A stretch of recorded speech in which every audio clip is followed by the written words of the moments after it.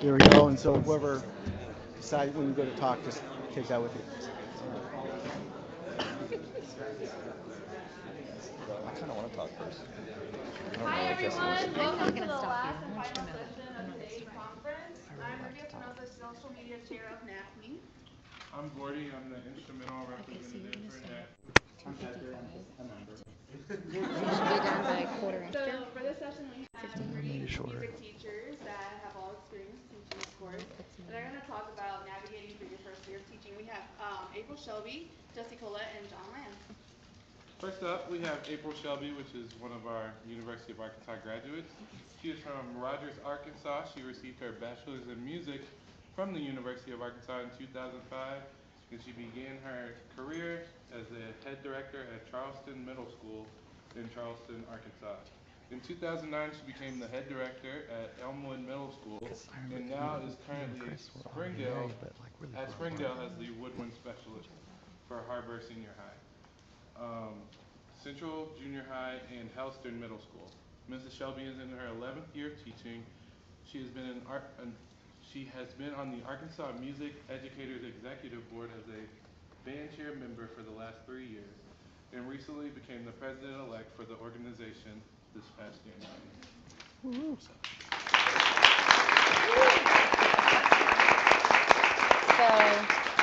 And next we're going to introduce okay, I John was like, Land. He is a graduate of Sallisaw High School in Sallisaw, Oklahoma, and is also an alumnus of the University of Arkansas here. He is in his fourth year of teaching in the Rogers Public Schools. He is a certified Orr Schulwerk educator by the American Orr Schulwerk Association. He is also the vice president of the Northwest Arkansas Travelers chapter of AOSA. John was recently chosen as a Teacher of the Year for Janie Dar Elementary in Rogers, Arkansas for the first year. He has enough experience to be eligible for the award. John spends most weekends relaxing with his wife Crystal and their 5-year-old daughter Gwendolyn.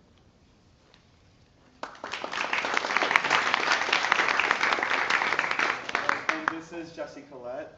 Mr. Collett graduated from Rogers, vicinity, Rogers High School. He came here and got his BM and his MM in viola performance. He has been teaching for 13 years. He taught in the Bentonville School of the Arts for 5 years.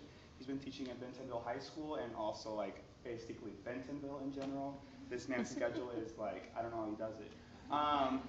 And he's also the conductor of the Orchestra Philharmonic Youth Orchestra.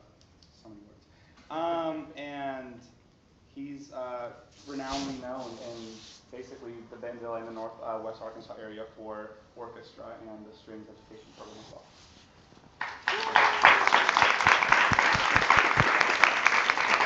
all right, do you want me to, here, I'll just sit here. I can stay up there, it's fine. So I think I'm going to talk to you guys first a little bit. My name is John, and I really love teaching music. It's a lot of fun for me. This is my second career, so my path to this job is a little different than maybe some of other folks. And so I want to tell you a little bit about my path to get to this point. I graduated from the U of A in 2006 with a music business degree. And that was a lot of fun to get, but it was not really a degree that I could just go out and step and use immediately.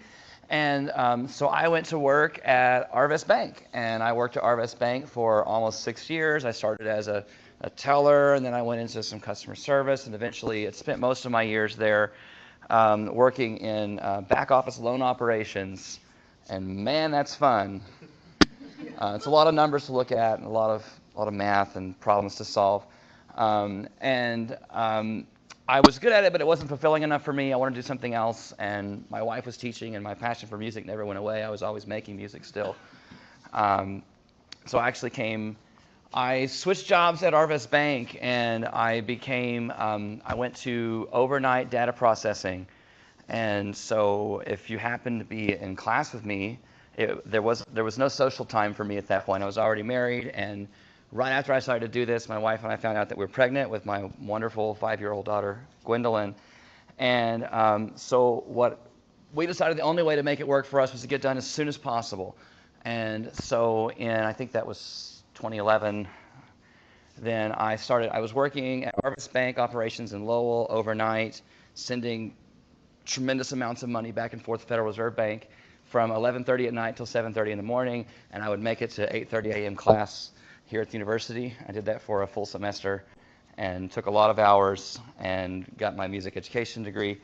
And I was very driven during that time, and so I wasn't able to kind of socialize as much. I was the old guy in class. I was the 27-year-old kid in undergrad at that point, working on a second degree.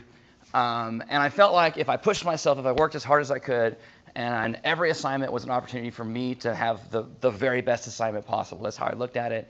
The other people in there were enjoying the ride, and for me, it was about I'm going to compete with all these people for jobs like right now, and I've got to make sure that I get recommended first. It's got to happen because I didn't want to go anywhere else. My wife was already teaching locally here. I wanted to make sure I could get a job locally.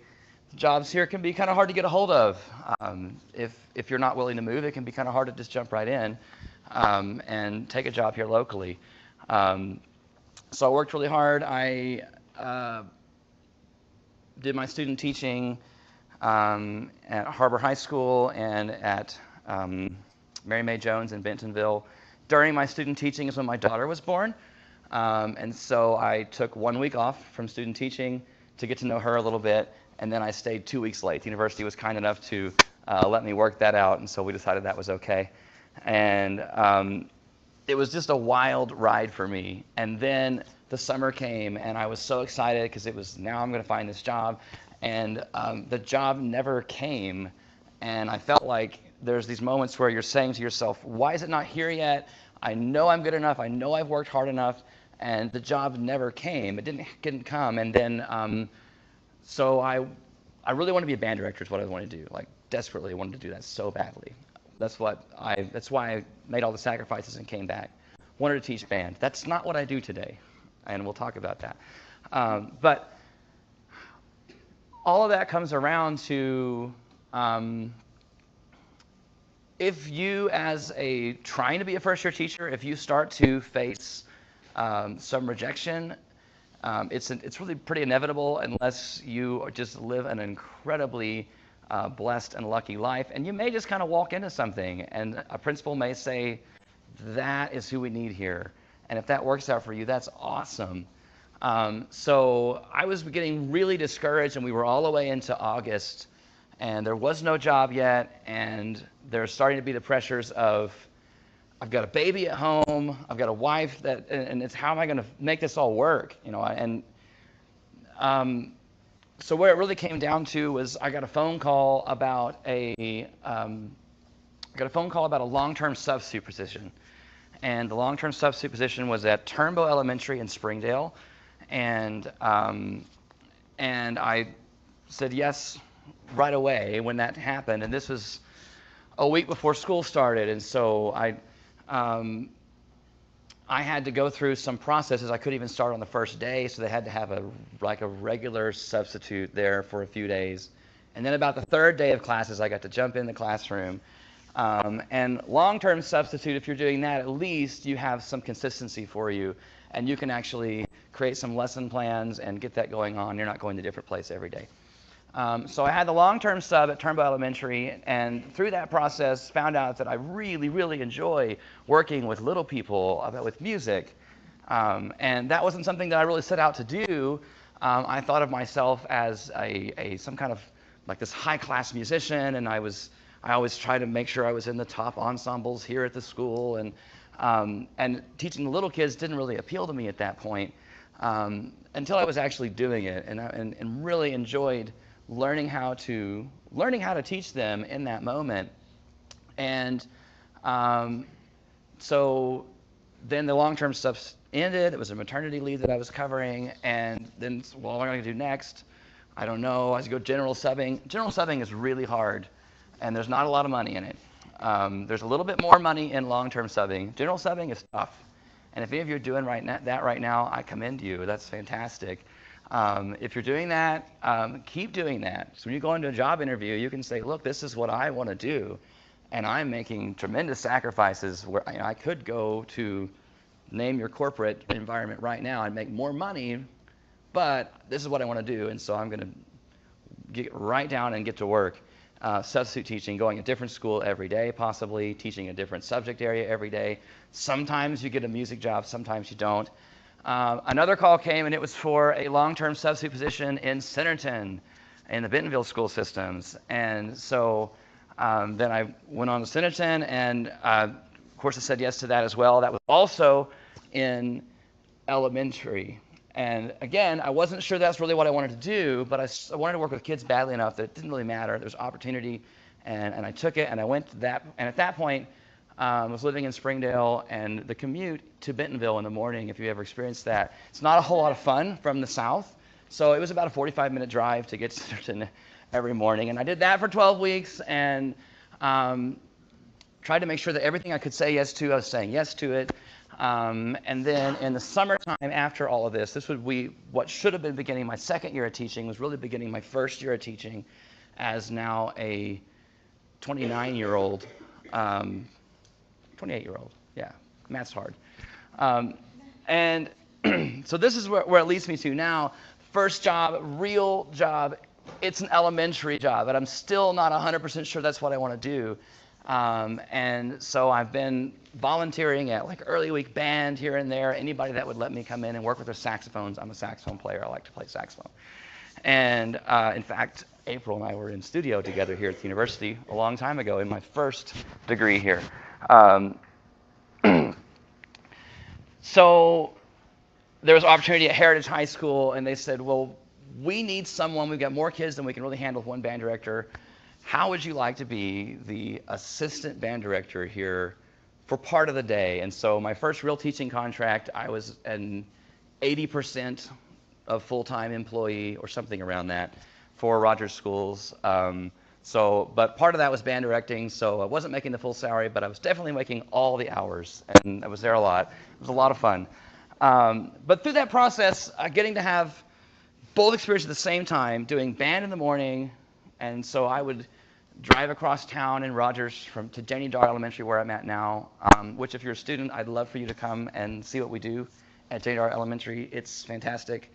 If you're looking for a place to do an observation, please come. I really enjoy mentoring. I don't have all the answers, but I do want to help you find them if you want and find some answers, or if you want to, sometimes they lead to more questions, and that's okay too. I really enjoy student teachers. If you want to student teach with me, I've had 2 this year, and it's been fantastic. I have one gentleman right now who just started. We're having fun. It's been quite a journey to get to where I am now, and after the first year, my school grew, so it was no longer a half-time elementary music job. It became full-time, and that gets me to where we are now. It's worked out great. I have great students. I have the privilege of being the only elementary teacher ever, music teacher at this school, because it was a brand new school when I worked into it. I feel like I really kind of lucked into the job that I have now, and I don't know that there's a better job in the whole state than what I have now. I feel really blessed to be where I'm at. It's a fantastic place. It's about a 20-minute drive from here. If you're looking for an observation, please come out, see what's going on.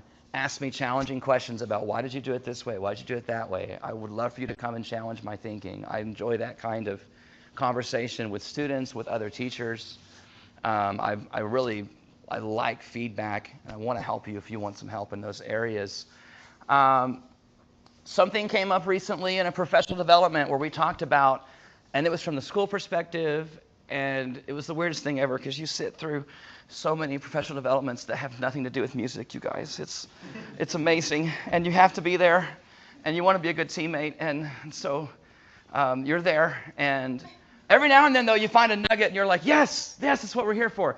This had nothing to do with music at the time, and I adapted this to work for me, and it's become something I use in my personal life, actually, not just simply in the school. And so what we talked about was, this was for the whole school, but we're going to talk about it for your music program. I think I have about 7 minutes left, I think. Is that about right? So a shack versus a mansion. And this is what we talked about. And so I'd like to invite you now just to tell me something, characteristically speaking, about a shack or a mansion? Something about the way it looks, how you build it, what it's used for. Tell me something. A shack is frugal. Great. Something else. So make sure you let me know which side. I get confused easy. Mansion is excessive. Excessive?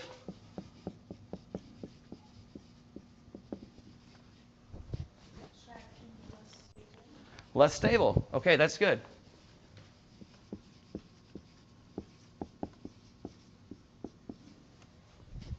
What you got? A mansion's more for looks than practicality. Okay, it can be, yes.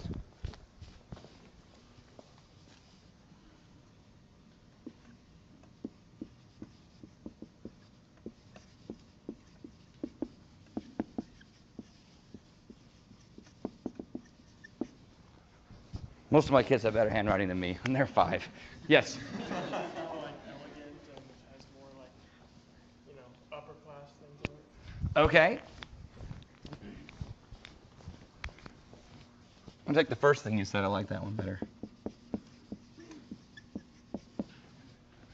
Yes. A mansion is preferred by most people. Mansion is preferred by most. Yes.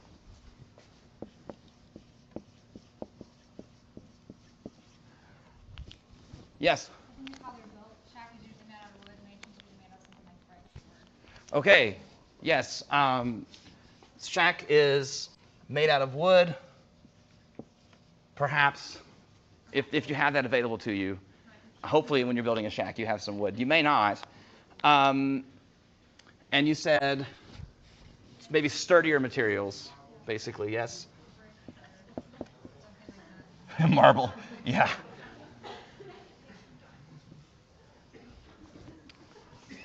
Yes.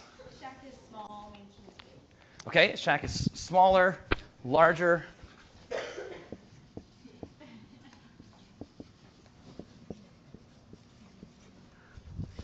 Yes. Shack can go for necessity. Good. That's the area I want to go. Yes. Necessity does not start with an M. It starts with an N.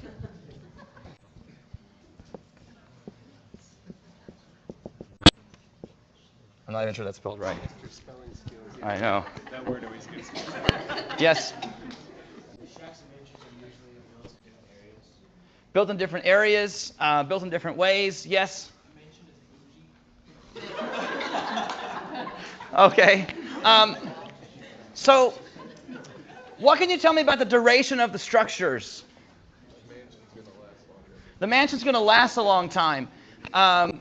If you do any like exploration of poverty, you find out that there's such a difference between like poverty and affluence. People that are in the affluence world, you're really thinking like so far ahead. What can I leave for my children, for my children's children? And so this is about what can we leave in the future? How can we go long term? How can I affect these kids and the kids that will be here later? Where the shack is really about how do I make it through today? And so what I want to talk to you about in the next 2 minutes is how this is going to apply to you as a music educator. And we said that this was preferred. It's just that sometimes you've got to live here for a moment before you can make it over here. But basically, at its core, the idea between the two is sometimes the thing that's best for you today may not necessarily be the thing that's best for you long term. And I think I actually thought about changing this idea completely because of some of the sessions today, because I didn't want it to be as much about class, but more of as far as socioeconomic status, but more about longevity and lasting. So let me tell you how that works for me. How that works for me is I want my kids to play Orff instruments. When I started at my school, I had 5, and if you have 28 kids in the class, and taking turns on 5 instruments is not the most fun thing to do. It makes it where they're almost useless. So we put them in a circle. We had lines that were like 5 deep, going every direction, and the kids in the back of the line are just like, stop touching him, stop touching him. So don't do that. That's not a real great plan. It's what I had at one point. So how did I make it work? At first I went to my principal and said, I don't have the things to do that I want my kids to be doing. We have a few of these, but it's so few that it's almost like a joke. I can't hardly even use these. It's worse if I get them out. What can we do about this? And so she told me to get a budget ready. And my budget needed to be more like this. It would have been really easy to say, let's get a lot of stuff that's highly inexpensive, very affordable for all my kids today. Let's get a classroom set of something right now. But what I did instead is I took her like a 20-year plan, and I've actually acquired everything on my 20-year plan in the 4 years I've been teaching, which is just ridiculous. Conversation for another day. We can talk about later if you want how I acquire some of the things that I have now. Grants are good. You can find those. But basically, if I had just said, get me as an elementary music teacher, your budget might be $500 for the whole year. You can't buy very many of those things for $500. In fact, if you're not really sure how much they cost, if you want to get a really nice bass xylophone like those over there, those are about $1,800. And so you can't save your money from year to year. So how's this going to happen? And then if somebody ever says to you, your PTO or a grant or someone, and they say, we'll give you $1,800, then you got to choose, am I going to get one bass xylophone that goes over here, or am I going to get a classroom set of glockenspiels or something like that? And so there's a couple of schools in my school district that have like 20 or more very inexpensive glockenspiels, because along the way somebody, I don't know who it was, so if they're sitting in here, sorry.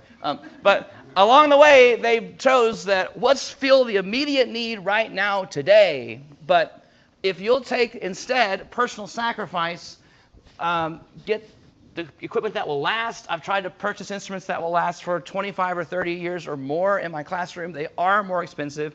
They sound amazing. We buy less at a time. And then if someone says we'll give you more funds, then we do it again. And that's kind of what I've been doing. And so my kids have everything I really would like for them to play on. It's really a lot of fun.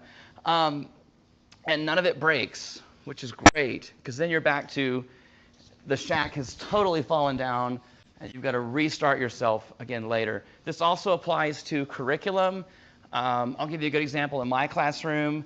If you want to walk into a classroom with 5th graders and do creative movement and dance, which I think can be really powerful for them, they're not ready for that unless they've seen that and been a part of that for a while. And if you want them to be able to do expressive creative movement where they're feeling the music through dance as a 5th grader, you really have to start training them as a kindergartner. And as a kindergartner, you've got to think, if you want to have something great in the end, if you want to have this mansion at the end, you're going to have to design your curriculum that you're using with the end in mind. And if I want them to be doing this tomorrow, what steps do we got to take today to get them there down the road? And you're going to have to allow time for that. Sometimes there are other activities that you can be doing today that are easier to teach. We can get it done, we can get it finished. But if your curriculum is connected and you're thinking all the time, what I want my kids to be doing in 5th grade, and then beyond my building, what are they expected to do if they're participating in music in middle school, participating in music in high school? How do I get them ready for that? That really falls into the mansion mentality over here. And then the last thing would be professional development opportunities. If you want to be able to leave a legacy for your students, that whenever you leave the building that you're in, it's better than when you found it. That's kind of my mantra for things, leave it better than I found it. And I guarantee you, if I have to go somewhere else, I'm not planning on it. I like where I'm at. But whoever comes to that school after me, even if it's 40 years from now, they're going to be in a lot better shape than they were when I started, because I'm making sure that everything is getting these kids ready for the future, thinking about the kids that are coming in later, buying things that will last. Something else I did to work around not having enough instruments, I borrowed from the university.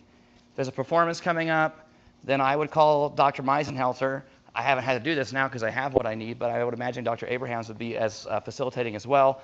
I would call Dr. Meisenhelter, and I would bring my little 4-door sedan, tiny car up here, not a big one at all, and cram as many of those Orff instruments as I could in the car, take them to school for 2 weeks, bust them out, we'd play on them, the concert would come and go, I'd take them back to university. Again, the easy way would have been buy something inexpensive, get it in front of the kids right now. And sometimes you have to do that. You don't have any choice. But if you can, make a decision that's longer lasting, you'll be thankful for it, and whoever comes next in that position will be thankful for it too. I think that's all I wanted to say at this point.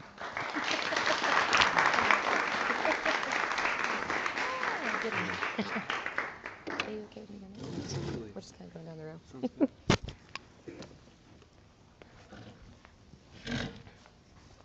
See if I can wake this up. Do I just... Is that enough to wake it up, Dr. Abrahams? If I wake up your computer? Okay, yes. All right, so I'm April Shelby. I really like that you started with kind of like an introduction. Here's where I began. So I just want to tell you really quick kind of how things began for me. When I graduated from the University of Arkansas, I was ready to student teach in the fall, which I was really excited to student teach, but that's maybe not the best thing for a band director because that means you're done in December. So now what are you going to do? So I had to sub, and I was subbing all around Northwest Arkansas at that point, and just I would take an art gig, I would take an English gig, and I hated it, but you know I had car payments, I had rent, and I liked running water, you know. So I did that. I didn't really like it, but I did that again, just because you know, kind of piggybacking on what you said, like sometimes you just want it so bad, you know, and January is just not really the right time for you to get anything except for a sub job. So lo and behold, I got a phone call from W. Dale Warren, who was my conductor at the time, and he called me up and he said, April, baby, you know, however he says it. He says, April, I got a gig for you. You got to check this out. I gave him your name, and I'm going, what is this? What are we talking about? You know, am I playing saxophone? And he said, no, they just lost their band director like today, and they need a band director. And I'm going, where is it? Like, I was so hungry for it. I was so ready for it. And he said, well, it's in Charleston, Arkansas. You'll have to Google it. But anyway, you got to call him. Or MapQuest it. That's actually what he said at the time because I'm that old. He was like, you got to MapQuest it. You'll find it. And I was like, I've never even heard of Charleston, Arkansas. Okay. I was just so excited. Oh, I might get to teach band. Well, this was in February of 2006. Yeah, February of 2006. So my first day in Charleston, Arkansas was March 1st of 2006. That's a strange time to begin your teaching career, but that's when I began.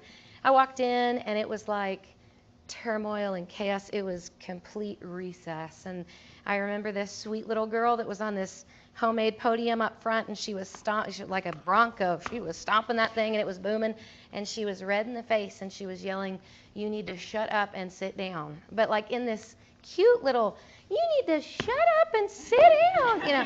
And the kids weren't paying a bit. And I sat back in the back corner going, where's the candid camera? Like, this is not a real band room, is it? Where am I, you know? Because I always felt like whenever I was in school, I felt like you heard stories about classrooms like that. Felt like you heard stories about programs, you know, that just, boy, they really need someone that loves what they do and loves kids and can give them what they need. And I thought, yeah, that doesn't really exist. I came from Rogers, which it wasn't like the best program in the state, but it certainly wasn't the worst. And we just had one high school at the time, and so everybody was in the same band together. And anyway, wow, it was culture shock. And it was out like in the sticks, as we call it, like it was in the middle of nowhere. And anyway, and I was driving from Fayetteville an hour and 15 minutes one direction, but I was going to do it, you know. I was like, oh, band, yay, you know. But then I got there, and I was terrified, you know, and I ended up staying there 3 more years because, boy, that was a great place. It was a really great place. So I ended up staying there for 3 years. I was already from Rogers.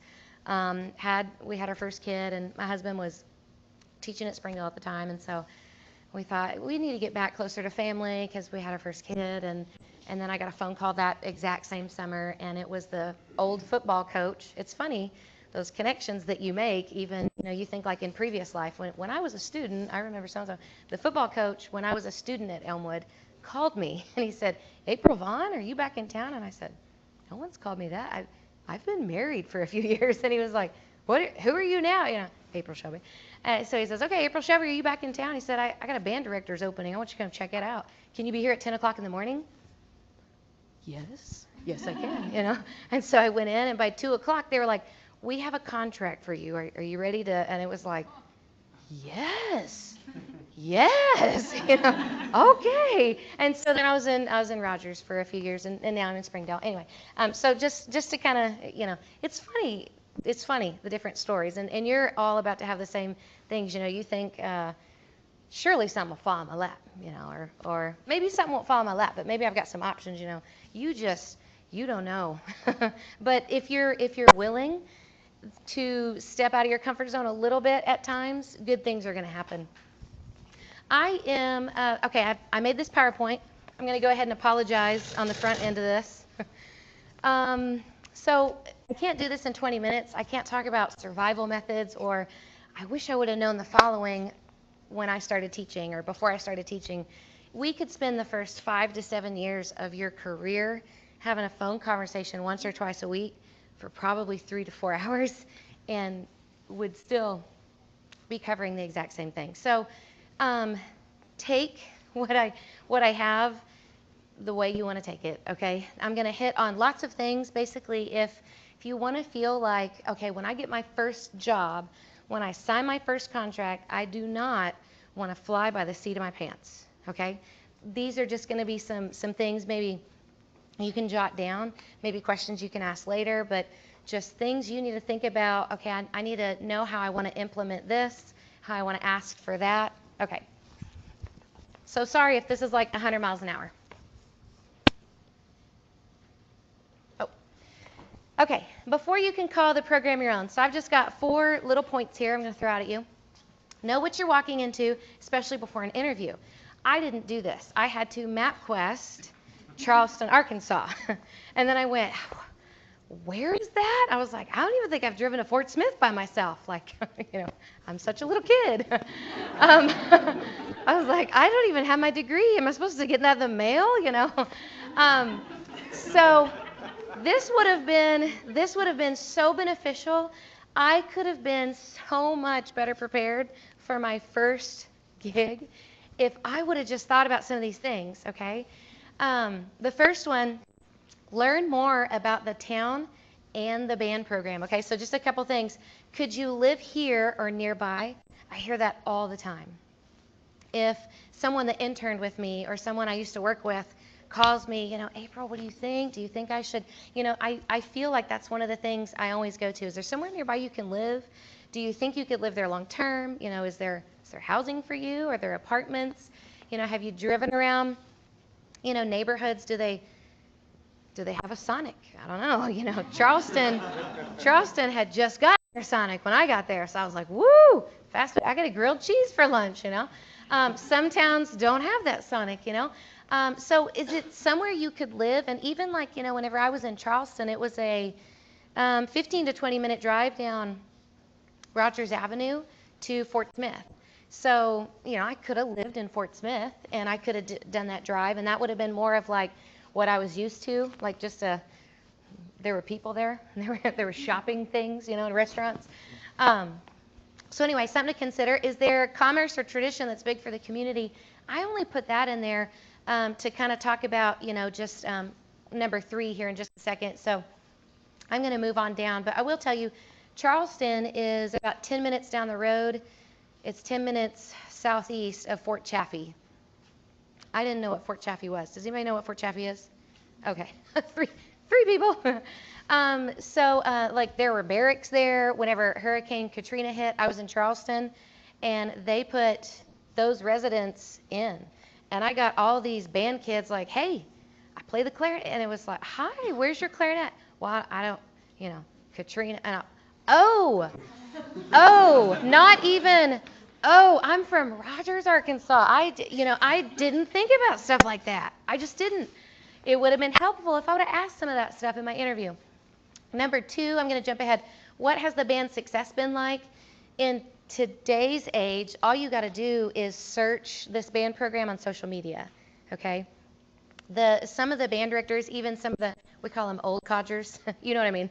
Some of the guys that have been there forever, or they've been around forever, teaching forever, they even, if they don't do social media for their band program so that parents and kids can stay connected, they have like a friend that does it for them. So you can kind of get an idea of like what kind of stuff are they used to.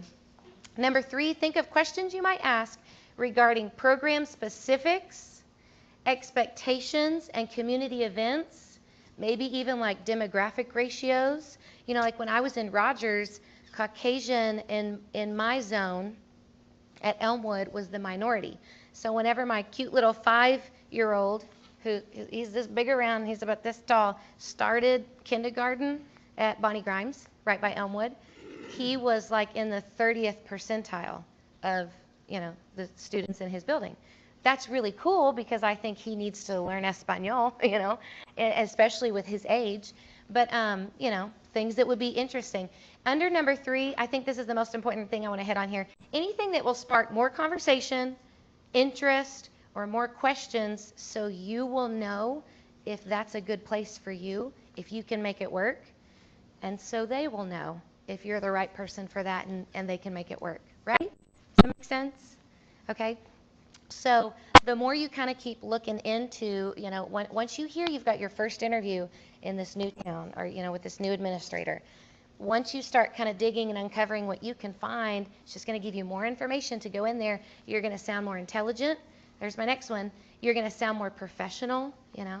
It's really hard to walk in and go, hi, I want to teach band. You know, it's so much more interesting whenever you say, so I noticed on all the social media, you know, I don't know, all the kids were wearing camo. I don't know, you know. In Charleston, that's pretty much all the kids wore, you know, because it was, I wish I would have known this before I started there, because it's hard going from Rogers, Arkansas to the U of A to all of your kids are either cowboys and cowgirls, they're farm hands, or like they're just there because mom and dad like do the practice, you know, missiles and stuff at Fort Chaffee. That was hard to get used to. You would hear like the whistle, then you would just feel the ground rumble in band rehearsal. And I wanted to duck and cover every day, and the kids were like, Miss Shelby, you'll get used to that. It's like, you shouldn't get used to the sound of that. They're like, but it's just a dud. They're just practicing. What? You know, whoa. I mean, good things I should have known, you know. Okay. Okay, so after the hire, many hats. I put armored hats on here for a reason. If you're going into the band directing world, maybe you know why. You need armored hats. So things to think about after you get hired, okay? So hopefully it's not like school year's already started. Hopefully you are like in the summer. So you've got time to locate your band room. You've got time to locate your desk. Or do you have a desk? Do you have a chair? Do you have music stand? You know, those kind of things. So things for you to think of before anybody shows up. You have to be able to stay on top of the following, or you could lose your job, okay? It's not safe for your students. It's not safe for you. It's unethical. It's unprofessional. But there are things that you have to think about. You have to stay on top of lesson plans. I can't tell you how many band directors don't do lesson plans. So are they shocked when an administrator comes in and goes, hi, hey, I haven't been here in a while. Do you, can you tell me what you're doing today? Actually, you know what, let me just hang out in the back. Can I just, you got like a lesson plan? What have you been doing like the last week or so? And they like go white as a ghost, or they try to like talk the talk their way out of it, you know. You should be doing that anyway, right? Right? And that's how you're taught here at school. You're taught to prepare fully and thoroughly for your instruction. It's unfair if you don't do that for your students. And also it's unfair for you when an administrator walks in and you go, you've never asked for one of those, so I never do them. Now you just look silly, right? Okay, organization, that's just a must. No secondary instructors, I can't speak for elementary, sorry. No secondary directors have a clean desk. None of them do. I mean, needle in a haystack, maybe one or two guys, you know. But as long as you know what's on that desk, you know, what's due in that pile, and the solo ensemble is, okay, hang on, it's a third of the way down, and, you know, as long as you kind of know where your feelers are, just have some sort of organization, whatever works for you, because you're never going to have enough time to go through and like clean everything until summer when everybody leaves, right? Your to-do calendar, this was something I started in Charleston because I was all by myself. I'm from the U of A. I'm in what we called Tech Land because everybody was from Arkansas Tech. That's River Valley down in there. So, Emily, yes, you're there now. What I started doing is, like in August, I just kind of jotted down on a Microsoft Word document, I need to do this.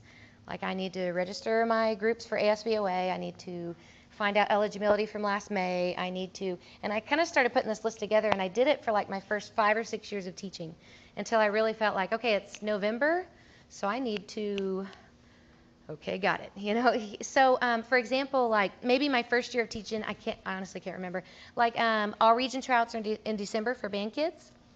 If I passed out all region music in November, I would have regretted that, okay? Because tryouts are like second week of December. So what I might do is I might go back into that like document and say to myself like, oopsie, cut and paste like 2 months before that, right?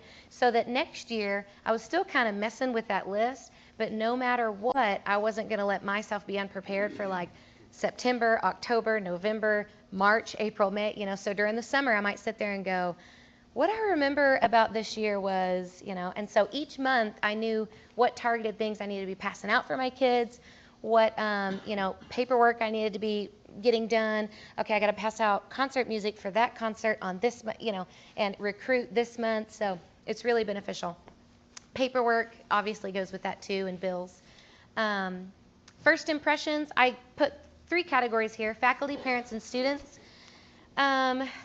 All of them say at the end, be prompt and respectful. That seems like a duh, but when you are in the shoes of a hired professional, I can't even describe, it's not even 100 miles an hour. It is like 10,000 miles per hour every single day, every single moment, every single thing that happens. So it's really hard to kind of please everybody. But just one thing I want to point out, parents and students, they're not always going to be prompt and respectful to you. They're just not, because we're people and they're people, and you just know how that goes. Your job is to always wear that hat of, I'm going to be professional, I'm going to be respectful, I'm going to be prompt with my communication, I'm going to be clear about it. And you sometimes you can't keep the smile on your face, and sometimes there's no smile, but you just have to keep remembering prompt, professional, respectful, okay? Faculty meetings, I've just seen way too many band directors. Just think about this. Come into a faculty meeting. We know it has nothing to do with what we're doing, right? But you have to be there. You're a faculty member. So I've seen directors come in and they've got like not just one earbud in, but like both, and a score. So how do you look if the other teachers are trying to do something that includes your students? Yay, they want to include you. Yay, they want to talk to you. They want to do stuff with you. That's really big. And what if, I remember my very first year at Elmwood, the principal said, Shelby, do you know why we're on the school improvement plan? No, sir, I do not. Can you tell me why? And he was like, well, we have a lot of special needs students here, because the way Rogers is zoned, different schools get different, and we got all the autistic students because that's where we had the specialists. For those special needs teachers were the best in that building, so no matter where you lived in Rogers. And so anyway, and they make you take tests, standardized tests, even if you're severely special needs. So he said, well, that's why we're on school improvement. I said, I didn't know that, thank you. But if I would have had like an earbud in and my score, okay, did I have my score? Yes. But I mean, other teachers, they're kind of grading papers and stuff, but it's that like eye here, ear there kind of thing, Just think about that. Don't go, it's such a bad impression, especially if you're a young teacher, to walk in there and be like, yeah, this isn't about me, I don't care, So just things to think about for your program. A system for money is a must. I didn't keep up with money real great when I was in college, so I didn't have to, I didn't have any. So, at my first job in Charleston, I sold kids reeds and valve oil, and I did like a little band bucks thing because I needed an incentive, and that was number 7. Everyone needs a reason to you think everybody's built like you, and you shouldn't need a piece of bubble gum for playing that Be Natural correct. And they're like, but I want some bubble gum. And you go, that's not how life works, kid. You know, in all truth, some kids will only do good for a piece of dang bubble gum. And I have to remind them, this room is carpeted, and that's an expensive instrument. You wait till you get out the door for that bubble gum, you know. But everybody works for different reasons, okay? So when I got to Rogers, I started selling reeds, and I got in trouble because I was touching student money.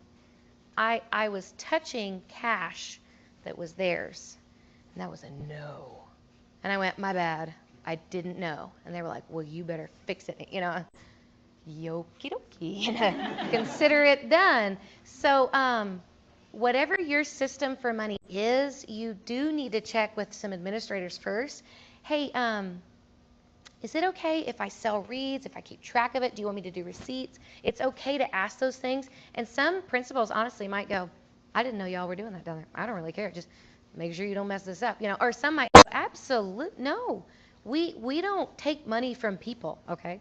Yeah, but they need supply. Well, they can get their own, so you figure that out, but you don't touch it, you know. And that became the thing at Rogers was we didn't touch money. Jordan, do you remember this? Everything had to be turned in an envelope with your name on it because we weren't touching it. Ha ha. And so I would give my stack of envelopes to the secretary, and she would confirm that that's how much money was in there, or like a band booster treasurer, okay? Because they're not a district employee, but they would have their name on my account, which the Rogers superintendents were all a part of, okay? So, every district is different. You need to have a system. How are you going to collect it? How are you going to keep up with it? Are you going to give receipts? You know, if some money goes missing, you know, who's held accountable there? Right? So first 100 days, it's kind of funny to talk about right now, but your first 100 days are so important. You're going to have, especially if you're new to this area, you're going to have quitters. You're going to have the overachievers, the in-betweeners. You're going to have behavior stuff. You're going to want to challenge them with musical growth, but you're going to have all this other stuff. Well, that's not how so-and-so did it, so that's not. And you're going to go, yeah, but it's fun, you know, and you're going to have all different types of kids, and you just need to think, yes, I default to how I was raised through band. I default to how I was taught in Rogers, because that's what I remember, right? Beginning band goes like this, junior high band goes like that, high school band goes like, because that's what I walked through. But, you know, that may be what you default. You just have to remember at the end of it all, what works for you. You might walk in there and think, I'm going to do beginners like this. I'm going to do high school like this.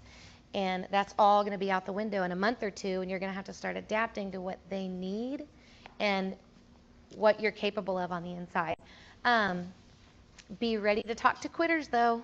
And try not to be too mean about it, but they're gonna want to quit. Well, you're not the band director we had, you know. You're gonna have to be fair and impartial and as loving as you can, even when like the 90th kid comes up to you and goes, yeah, I want to quit too. You're gonna want to go, you know, not you too, you know, you're first year trumpet, you know. But you're gonna have to think about how you're gonna deal with those sweet kiddos that are just scared because you're different and you're new. Beginning techniques. I really thought like, hey, I can do all the woodwinds. I'll be a great woodwind specialist for somebody, but those are not the jobs that we have. You're going to have to think about, how do I teach all the instruments? Think beginning level, don't think high school level. All the instruments, specific techniques, you know, like first and third on the trumpet is sharp, first on the trumpet is flat. You know, think specific techniques that you're going to need. Music reading, how are you going to teach beginners to read music? When I walked into the Charleston High School band room, they did not know how to read music. So even though I was thinking like, ooh, I'm a beginning band teacher, that applied program-wide, okay? Instrument repair, you are not going to have money, most of you, to send things off. You're going to have to know how to do quick fixes. You're going to get really good at being on the podium, and the screwdriver's here, and you're, okay, hey, flutes, flip that page for me, okay. Trombones, let's hear it again. Just a second here. Okay, trombone. No, stop. Trombones, you know, you're going to get really good at that. And then you're going to get really good at, hey, you've done this to me like twice a week so far. I need to show you how to fix this. This keeps wiggling loose, you know. come check this out. Here's my tools, And so I teach my woodwinds to do their own little maintenance things. Supplemental exercises, just be thinking about what are some resources, because if you don't supplement, your program will never get off the ground, no matter what it is. You can't just go, here are the songs I like, let's play them. Here are some good scales too. Let's do some lip slurs. You have to supplement. That's their food. Celebrate success. Obviously, social media is huge. Emails to faculty, they love to see that you're working hard with their kids, and vice versa, right? And the kids love whenever they walk into science class and the teacher goes, I heard that you did your 15th pass off today. Dude, it's like not even May yet. And they're going to go, that's right, the word's out, and they're going to walk a little taller that day, So even whenever it's with faculty, I know in Charleston the newspaper was a big thing, and newsletters out to faculty. Today, you have to have like a closed group on Facebook, because you can't have the students' faces out without parents, signing off on it, things like that. So it's a little touchy in some of those areas, but you could get that if it was a big success, like when we had 6 kids. 16. We went from 0 to 16 kids make it all region in my little middle school band in Charleston. That was a big deal because nothing was going on in Charleston. They were like, how did 16 kids come out of Charleston? So we put that thing in the paper, right? But the parents were so elated, like happy tears. They weren't going to say like, wait, is there something I should sign? Is there a waiver? We didn't do that, but. Okay, we're almost done. Help. I put the cute little kid with you can't really see it, with the little life vest. If you don't call for help, you will feel like you're drowning, especially when you end up somewhere you don't know where you're at. Like me in Charleston, I called Fort Smith band directors. I don't know who those people are. I didn't at the time. I was like, I think I've heard of the name Jennifer Steele, Sean Carrier. It's like I've heard those names before, but I'm from Rogers, And seriously, 99 times out of 100, if you call a nearby director and say, hey, April, Shelby, I went to the U of A, ended up down here in Charleston, and so we're trying this concert band assessment thing here in like a month. Would you mind maybe, I don't know, like listening? Do you want to work with the group? Would there be a good time? I know you've got band too, and they're going to be, like, sure, I'll come help you out. I'll come fix it for you, They'll get there, and if they see these good things going on, like then the word just spreads, right? But if you start calling, trusted sources, like I know so many people, W. Dale still comes and works my band, and my kids are so much better because of it, because that guy's like, he's like, busy bee, right? Nobody can have that much energy on the podium, and my kids just, the whole time he's up there. It's refreshing because he works as fast as they do. And then the last thing would be like, I've done plenty of clinicking jobs and helping out here and there and not been rewarded. And this is not what I'm saying. Like, if you invite me over, give me cookies. That's not what I'm saying. But I am saying, if you start calling nearby directors, if you call W. Dale, like, and if you say like, I don't have any money, they're probably, most of them are going to say, oh, you don't need to pay me. Now, you may have some money in the booster account or something like that and may be able to let go of a little bit of money, but just do something. I never invite anybody. Jan Knighton's come and done my band. I've never invited anybody and not given them something. Even like, I think Jan, one time we were so broke, Knighton, I think I gave her a goodie bag, and it was like an Elmwood Raider cup and like a Elmwood Raider like football sticker and like maybe like a lanyard or a band tee. I gave her a band t-shirt. That's what it was. I was just like, here you go, But just, you got to give them something. You got to say thank you whenever they leave. So yeah, you can also offer your services politely. They may not want them, and that's totally fine. But you might say like, hey, I don't have anything, but hey, if you ever need like, I don't know, like sax or clarinet or flute stuff, like feel free to call on me, Don't sit there and go, so when can I come over, And then I think this is, last one. Professional you, it's all on you. Again, just things to talk about. Dress code. When I walked into Hellstern Middle School 2 years ago, Harbor Marching Band, is 90 minutes and it's out on the asphalt. And if you've been in R&B, you know what I'm talking about. I started every day, and I didn't have time to like change clothes. I changed shoes. That was about it. Like I had sneakers in the back seat, but I had to like fly to Central Junior High. And anyway, the first day I walked in with sleeveless shirt, this little tenor sax kid, little booger. He goes, Mrs. Shelby, you are breaking the dress code, and I think you should tell an administrator. And I went, and who are you? You know, I was trying to like, oh, this is fun, but I thought, I'm going to wring your little neck, you know. But I kind of stopped and I went, well, y'all tell me about how am I breaking the dress code? Because they're like little, you know, they just transitioned from 6th grade, so we're not calling them 7th graders yet. And he said, well, the kids can't wear sleeveless shirts, so that means the teachers can't either. And I said, well, I must have forgotten my cardigan in the car. I won't do that again. He said, well, then I guess I will not report you. And he was like, continue. Because I was like trying to say like, hi, I'm the new sax teacher, you know. And I was like, but I went home and I was sweating, like panicking, going, okay, all the sleeveless shirts are out, you know. I was like, I didn't know that. How would I have known that, you know? It would have been good for me to think to ask someone, is there anything I need to be careful of around here? Talking with admin, boy, I learned this the hard way. If you have a problem, if you need help with something, if you're looking for a solution, you do not go to your principal and say, hi, I have a problem, I need help, I'm looking for a solution. You don't. When you walk in and go, hey, can I have a moment of your time? I'm having a problem.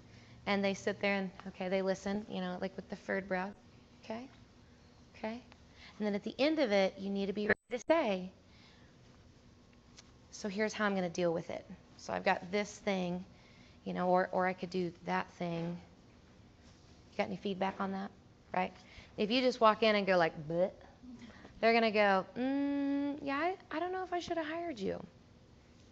Right? The football coach that I had at Elmwood, he did that to me one time. Whenever I said, you know, I lost like my 5th trombone player. Like football is so much more important than band around here. What's the deal, coach? You know, talking to a football coach. The first mistake, you know. But I was just in so much pain at the time. You know, I wasn't thinking about it. I was like, I need trombones in my band. And anyway, I just walked in. I said, I don't know what I'm going to do. I mean, this is killing me. I need low brass, you know. And he just looked at me and he went, do you want this job? And whoa, that's not the conversation I thought we were going to have. And I said, yes, sir, I want this job. You hired me. Of course I want this job. And he said, well, then you need to come up with a plan. You can run that plan by me. You can run several plans by me, but I hired you as the band director. So at the end of the day, that's you. Now, clear it from me, but, you know, you do it. And I went, okie doke. And I came back the next day and I went, I got it. I need your help with something. Can you help me with this plan? Okay.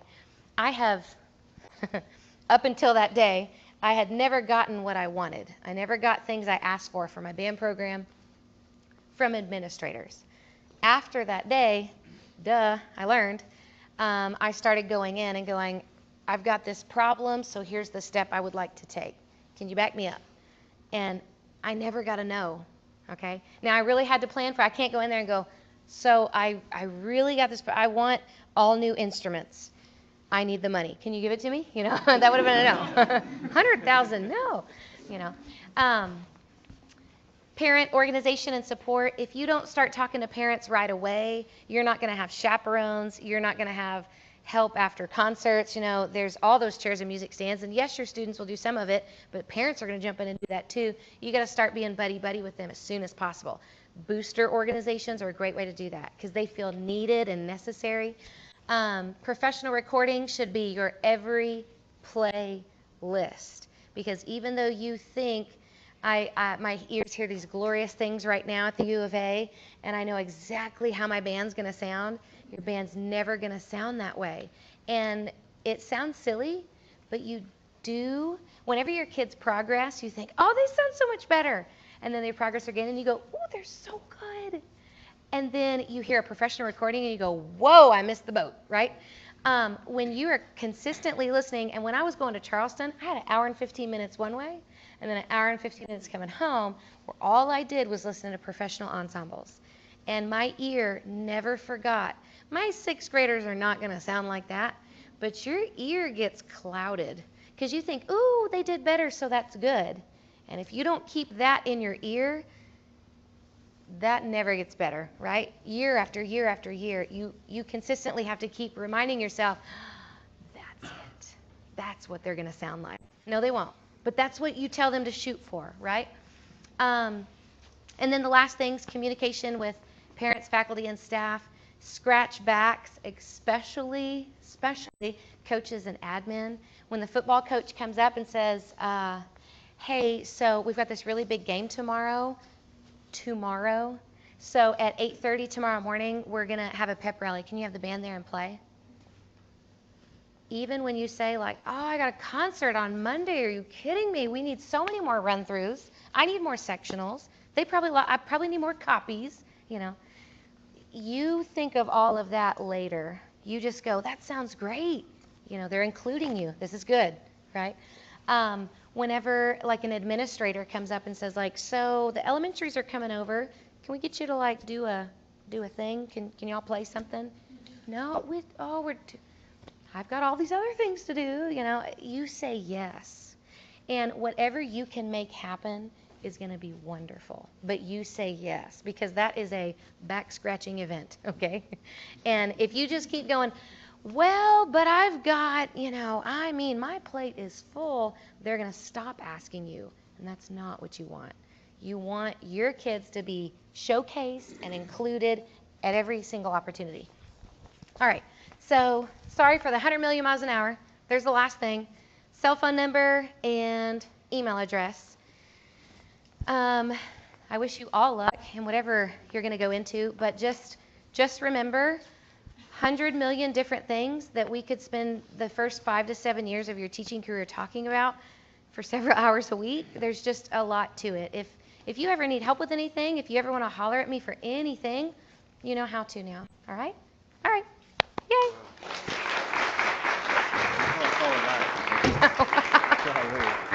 I get to wear the cool recorder too? Well, that was fantastic. That was. It's tough to follow. Right. I'm Jesse Collett, and I'll give you a brief history of how I started teaching. I think I come from a very unconventional background when it comes to teaching. I haven't taken one education course in my life.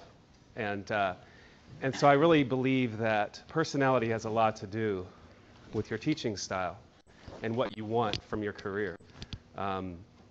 Teaching came into my lap. It wasn't something I was planning on doing ever. I was always kind of talked into it by others, or then eventually I found out that I might be kind of good at this. And creating relationships with people was something that was a forte of mine. Sorry for the pun, but so I started as a business major. I played viola in high school. I came from Oklahoma City, where there was 80 kids in my junior high orchestra. I was first chair out of 12 violas. I loved playing. It was something that I broke my legs. So speaking of, this is the third time, but I did it in football, and so I couldn't play sports anymore, so I started practicing my viola. I would actually set a Coke can on an answering machine. You guys probably don't know what that is. But, you used to have to push a button, and you would say, thanks for calling, and when we all had home phones. And I would rest a Coke can on top of it and play my viola into it. And my mom worked a lot, so I really didn't have anything else to do. So I just started this whole recording thing, and I would be obsessed with it. And anybody that's ever recorded themselves kind of takes over your life, and you tend to just get into that. But anyway, I was a business major. I was asked to audition at the university that I was attending, and this was Northeastern State in Tahlequah. And I played in the orchestra, and I had no interest. I had no idea what I wanted to do. Anybody else feel that way sometimes? Like, I don't know what I'm going to do tomorrow.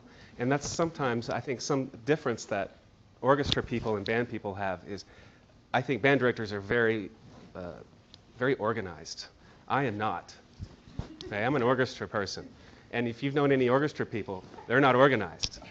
And that's just how it is. So, I lost my job. I was working my way through school. I quit school, moved back to Oklahoma City. I was working 80 hours a week, falling asleep at my desk, and the violin professor from the University of Arkansas calls me up. I don't know how he found me. He's Rico Vanilla, back in, I think, 1993. and said, "What are you doing?" You know, I was first chair at All-State in Arkansas. I was I went to the U of A music camp. I was a captain every year, so I had some friends in the music industry back here. And he said, "Why don't you come audition, and let's see where you're at." So I got my viola out from under my bed. I hadn't played it in 9 months probably, and I played for him. And he sat me down with Dr. Gates, who was a cello professor here back in the day. He said, "You know, we're not giving you a scholarship on your audition here, but your potential." So he saw potential in me. And you know, that was when I first became the believer of things happen for a reason. Things are going to present themselves to you, and you really need to consider taking advantage of those opportunities because they're showing themselves to you for a reason. So I was here. I was on my own mostly. I worked my way through college. I was the only viola major here for 6 years. And it did take me that long because, you know, I could only take 12 hours a semester. I was working probably 30 hours a week. And to fulfill my scholarship, I had to play in like 1 million ensembles, right?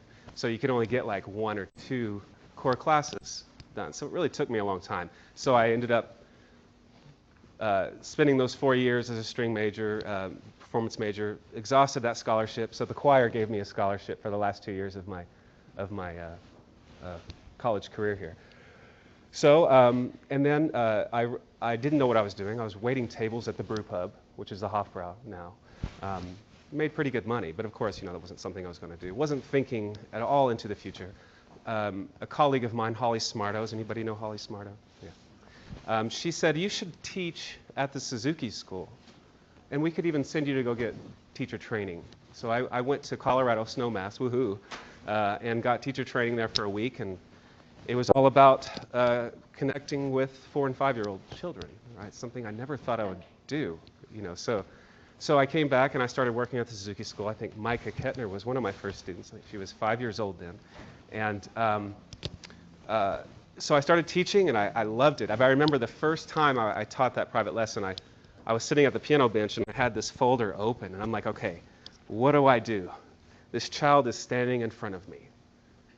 What is it? You know, you would never think it's going to be that hard, but you're going to confront that. How do I even get started?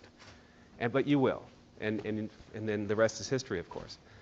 So then the Charter School of the Arts, Benton County School of the Arts, contacted me. They wanted yet another opportunity, wanted a Suzuki-based music string program in their school. So I said, hey, I'll do it. I have nothing else going on, of course. You know, everybody else had a family and a career that worked at the Suzuki School, so I thought, hey, I'll give it a shot. It was a charter school. I didn't need a degree, I didn't need a certification. I had my degree, and I had no idea what I was doing. You know, I was a performance major. And again, I think teaching is something that comes naturally for some people and not for others. And so I think, you know, there's nothing that you're going to experience in the classroom that's going to get you ready for when you walk into that classroom and all those kids are staring at you, looking at you, going, okay, teacher, what are you going to do? Nothing that gets you prepared for that. So I started by teaching 5-year-olds through 8th grade class violin. Now, if you can imagine, I had 25 5-year-olds with violins in their hands. It was quite a challenge. And so I did that for a couple of years, and then I decided, hey, this is a little too young for 25 kids at once. You know, because Suzuki method's more like one-on-one. You have a lot of parent interaction. They go home and they practice with them. So we had to find a really unique way to implement that program into the schools. So and you just make it work. And this is a personality thing. You find out whatever you have to do to make it work. And so we would have parent meetings. I would have parent-students model, and they would know what to do, and they would try to practice with them. It was a really big challenge. You know, just kind of recreating or creating something out of thin air that nobody's really done before. And I think that's where I have a unique experience. Orchestra is not a really big deal in this state. It is now, but it wasn't back then. When I moved to Rogers, Arkansas, there were 6 kids in my high school orchestra, in the entire high school. I was the only viola player. So it wasn't something that was, you know, the band program was very successful, but the orchestra wasn't. So anyhow, I did that for 5 years. We had a full orchestra, 7th and 8th grade. We made it work. We had a lot of fun. Kids did great things. But I had just gotten married. I was going to start a family. Charter schools don't pay a lot. And, my heart was still in the performance. I wanted to go back to school and get my master's in performance. And I made a relationship with Dr. Jakova Goza, Rositza, who was the violin professor here several years ago. She was an outstanding teacher and shared with me all these secrets of how to play my instrument. And who's an instrumental music teacher in here? Anybody? Okay. Make sure you know how to play your instrument. And the reason I think my performance background helps is because I can help students play their instrument. I think performance, having that, those great teachers that you have that taught you how to play your instrument, you're going to be diving into those thoughts and those memories that you had. And so those are the kind of things that I felt really helped me be successful. So I started a master's program, and then Jean Kong, who's now the present violin teacher, was my teacher. She was 3 years younger than me at the time, so it was kind of interesting having a teacher that was younger than me. But she's a great, great teacher. And so then, again, another opportunity. Martha Cox, if anybody knows her, she had started the program. She was the orchestra director of Rogers. She started the program in Bentonville. And she said, hey, I'm retiring. You should consider applying for this job. Again, I didn't have a teaching certification. Thought I was done with teaching, wanted to be a performer. I was ready to, and actually I really wanted to be a college professor. I loved the schedule. I loved the interaction with people. I loved that higher level of teaching. But there's a lot of competition out there for those jobs. You have to come from some Ivy League school, and that was something I've really, it was the truth. It wasn't going to happen for me. So this was yet another opportunity that just kind of presented itself. So the application process was, so I said I'd go for it. I just had a kid. I had to start making a living. That was going to be something that I could raise a family on. So the application process where I had to go in front of a high school orchestra and teach is something I'd never done, really. Okay, and Edre was a 9th grader at the time and was sitting in the orchestra as the concertmaster, and that program had just started. It was maybe 4 years into the program. And I got up there, and they allowed the kids to vote on who they wanted, and I hope you voted for me. And so I got the job, but they were really hesitant to hire me because I didn't have a certification. And at the time there was this, the Apple program. I don't know if anybody's ever heard of it. It's a non-traditional program where usually used for the south part of the state where they really have a hard time finding teachers. So they get people with real-world experience to come into the classroom and get certified to teach by taking all these classes for 3 years. And I didn't ever do any observations. I never took a course. But this Apple program was really awesome because just like April was talking about, you go into these faculty meetings where they're not talking about what you're doing. But you really have to adapt what they're saying and the information they're giving to fit in what you're doing. And I did that. I had to go every Saturday, every weekend for 3 years, 2 years in the summer, or 2 weeks in the summer, to get my certification. And all the while, I was teaching. So they wouldn't give me a job. They were really hesitant to give me a job because I wasn't certified. But fortunately, I proved myself on the podium that I could do the job. So they hired me. They gave me the job, and it was meant to be for me. It was a happy medium between teaching. So I had the experience of teaching K through 12, and I wanted to teach at that college level. But high school's better. It's better because when I was here as a intern, I would take Dr. Mueller's spot when he wasn't here for the orchestra. And you know, having a student on the podium teaching students, they act like they already know everything. You know, it's, what am I going to teach these kids? Well, high school's different. You can be at that high level, and they're going to listen to you, and they're formidable still. So I really love teaching high school. It's what I'm supposed to do.